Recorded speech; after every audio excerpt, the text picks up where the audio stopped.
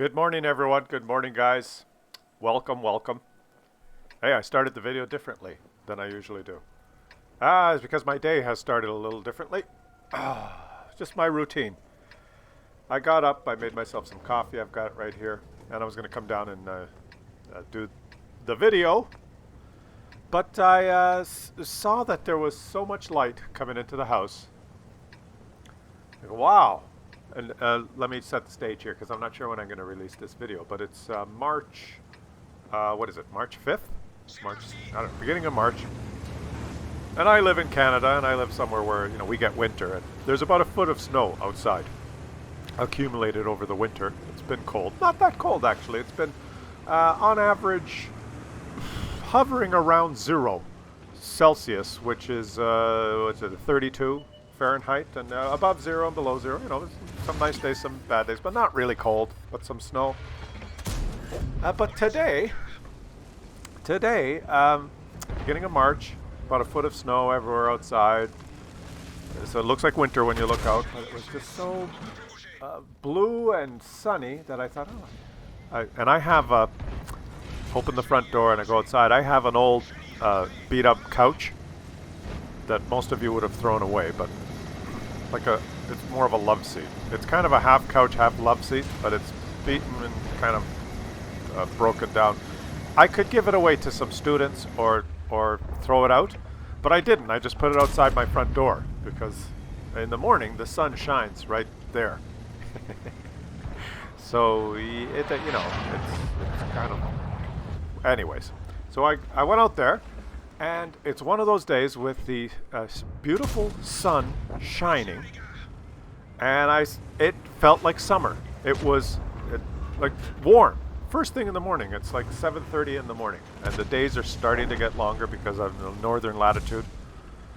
And it's probably only 5 degrees out Celsius, which is double it and add 30, so 10 to 40. It's only probably about 40 degrees. But right there, with the sun beating down, it's like being in Hawaii.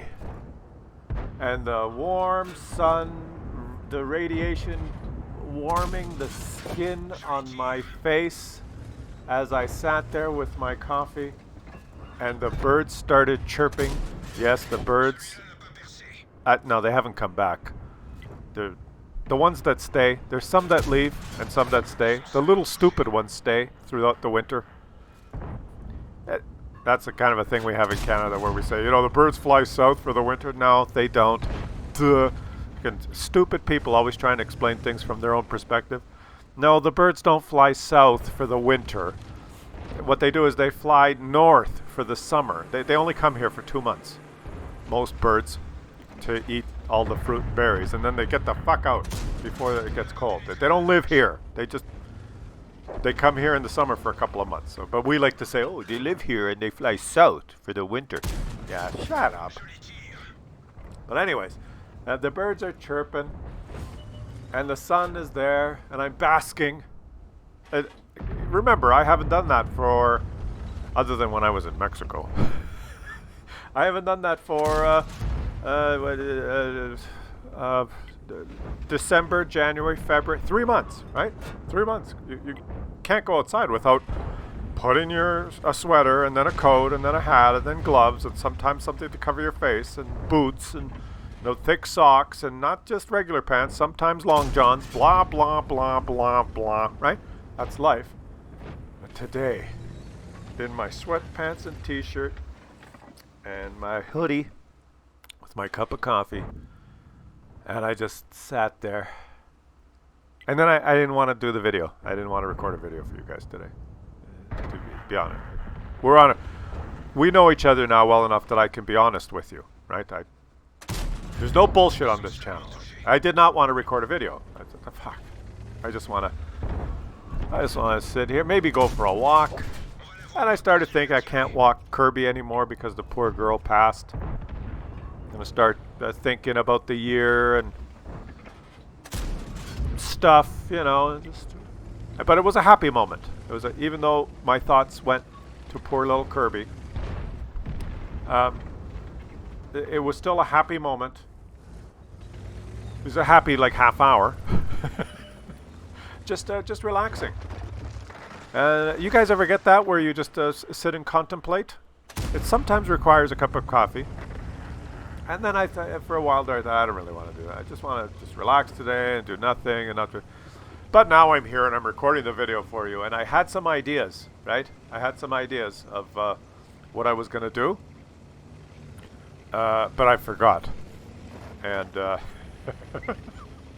so, you know, that happens. And I think what happens is people feel guilty when that happens. You feel guilty when you're just sitting around and you don't want to do anything. Oh, I just want to enjoy the sun today. Isn't this a peaceful moment? Let me linger here for 45 minutes. And you sit down on that. Most people on the park bench somewhere nice, but me, it's like on the broken couch in front of the house. Right? For some reason, we are made to feel guilty to enjoy those subtle little moments that we have, right? We should be doing something. I have to get those chores done, or I'm going to be late for work, or I'm going to, I don't know. There's always something that we're supposed to do, right? So you can't be just sitting around on a broken couch in front of your house in the sun. What's wrong with you? How come you get a job? Cut your hair and get a job. Well, I haven't cut my hair and I don't have a job, and I sat on the couch in the front. And well, I do have a job. This is my job. This is sharing. Letting you live vicariously through me is my job. I got fired from my real job. I had a couple of real jobs, but I got fired because my mind wandered. And it's almost like society has developed into a routine or a way, so that if you take those subtle little moments of enjoyment, you're doing it wrong. You should be ashamed of yourself. Your productivity is going down. The GDP will decrease. Your cash is not flowing properly. You haven't been efficient enough. All this crappy bullshit crap filled with crap. Yeah, okay. Well, I didn't get anything done for that half hour that I sat on the couch. You're right. I did. My efficiency went down. The GDP decreased. My cash flow something wasn't flowing right. Oh my God, the next quarterly statement is going to be slightly less positive.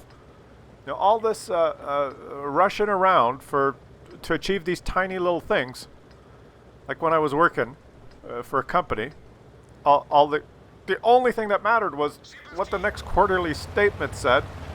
The 28 cents a share, it was only 27.5 cents. Fuck, we missed the market wanted 28 cents and we got 26 cents per share. God damn it. Fire everyone! Downsize! We need to restructure! We can't... it's insane, right? And then at the end of the day, and I really mean like at the end of the day, let me speak metaphorically here now. Stepping back, I'm going to view things from flying at high altitude, right?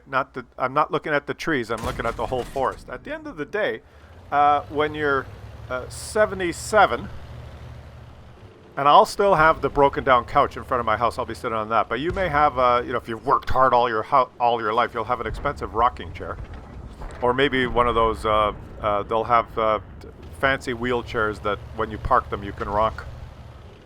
When you're 77 and you're on your porch in the rocking chair, the moments that will fly through your mind and that will occupy your psyche are going to be those wonderful moments you had. That day when the sun came up and it was glistening. The sky wasn't blue, but it was just the color of the ocean when I was on and the birds were chirping and there was snow everywhere, but the warmth on my skin felt them. You'll remember that, right? Or you'll smell something, some sort of a smell, and you go, yeah, I remember in the summer. I can't remember the year, but it was after I graduated, and we were spending all that time outside, and we were going to that, and I met that wonderful girl. What was her name? Wendy, I think. And every time she came around, I could smell those lilacs, or I don't know. Do lilacs smell good? I don't know if it would be lilacs. Maybe it would be geraniums. But you know what I'm saying, right? You just catch a little whiff of that, and then your brain will trigger a fond memory, and you'll think, "Wow, I remember that. That was amazing." And your mind, the positive reinforcements in your mind will be from those tiny things.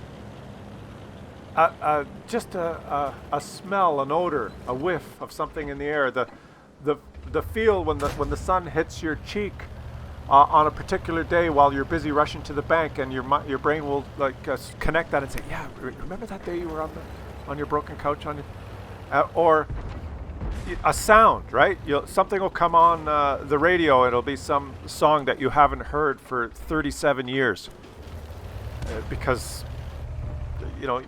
you're so busy and you don't listen to the radio anymore, and your kids always have that stupid pop music on, but you'll be in a store and it'll be playing. It'll be really faint. You know how the stores play music, but you can't hear it because it's just you're just catching it.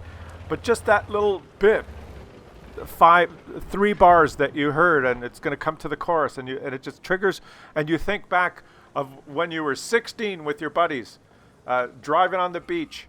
Your friend had the convertible that his dad was going to sell, but he said, no, let me fix it up. Well, but the carburetor doesn't work, and it needs new flimber flam rod to be adjusted with the flipper switch.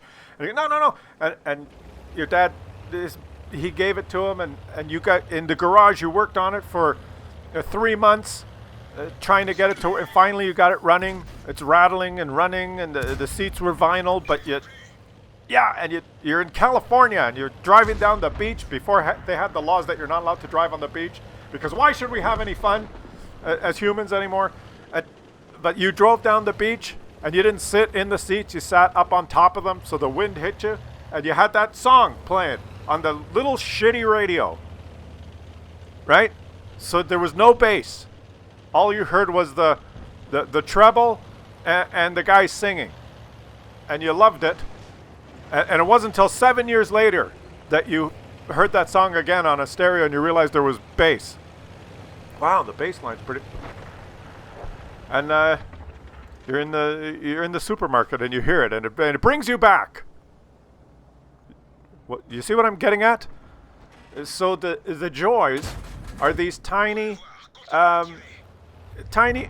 incidents, tiny occasions, brief moments of joy and bliss, and times that you spent, when you were with your buddy, and you were locked in that garage because the idiot left the key out, and the power switch didn't work, so you were in there for 4 hours before his parents found you, and what could you do but break into his dad's wine stash, and you drank a whole bottle of he was saving it for 23 years, thinking he was going to drink it on a important occasion in the cool cellar part of the garage, but you found it, and you guzzled that thing, and it was great. You got in trouble, but so that's what you remember. When you're sitting there, you're 77 years old on your rocking chair, rocking back and forth, your fingers clutching the arms because you're going to fall off because your motor skills are diminishing, and your hemorrhoids are acting up again. You're losing hearing in your left ear, and your hair's falling out, right? And 23% of your buddies have passed already, and you're just waiting your turn.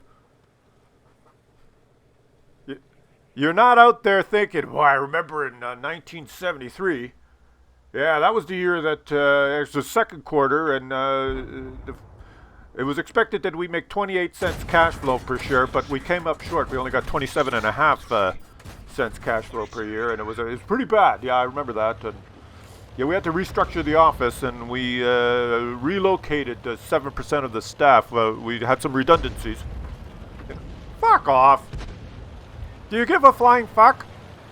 No. No, you don't. And if you do, then you've missed the point.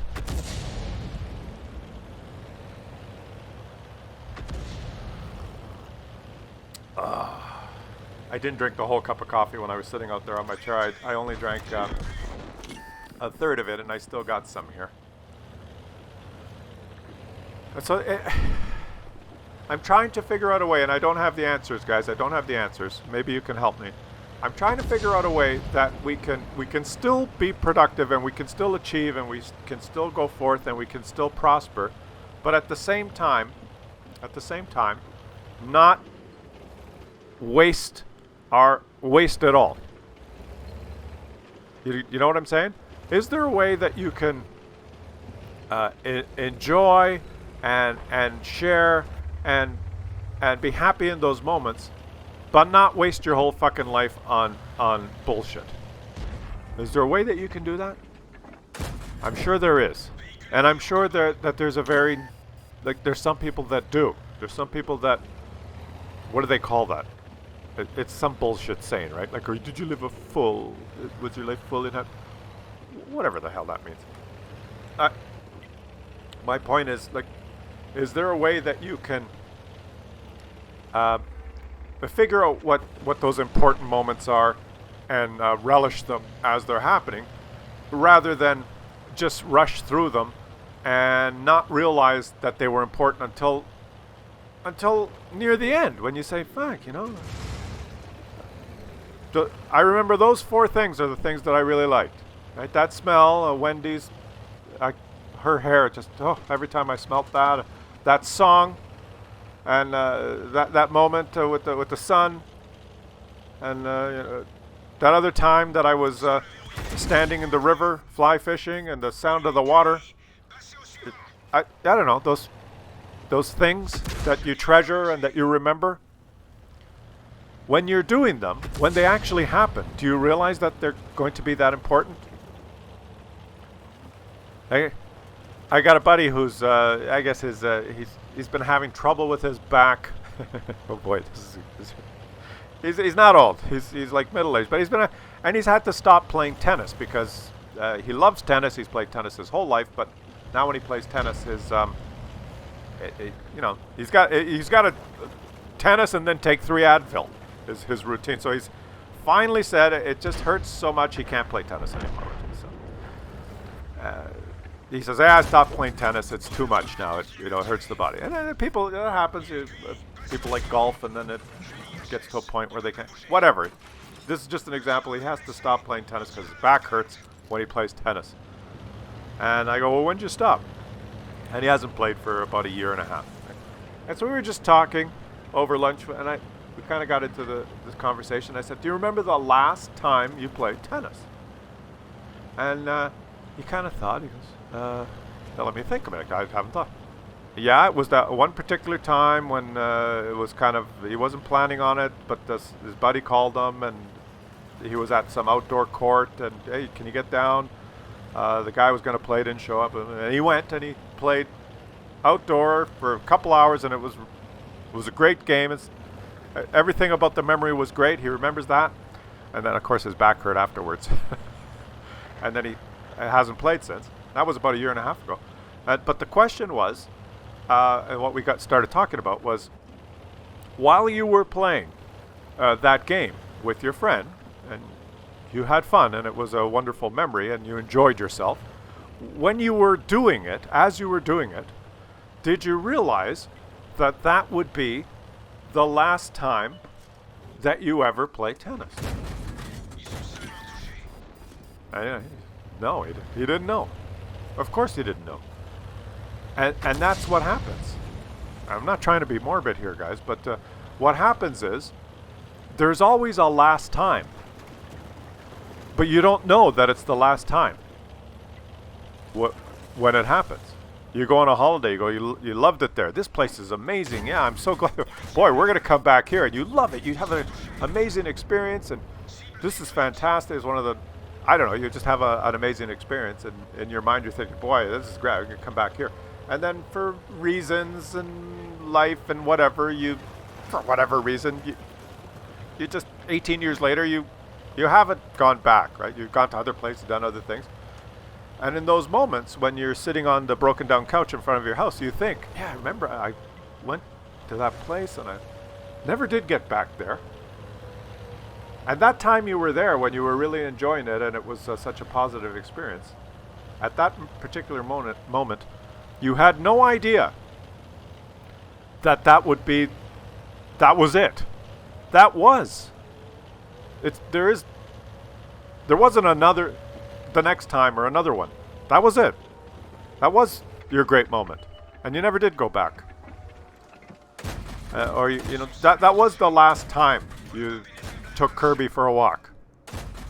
And she had this thing where she held her own leash in her mouth. When you take her for a walk, you say, Kirby, you want to go for a walk? And she'd jump up on you and you get the leash and she'd grab it. And you hook it onto her collar, but she had this way of, then she'd grab it in her mouth, so she'd pull and she'd walk herself, right? And just take her to the park down the street. And so the last time she jumped up and took the leash and we went to the park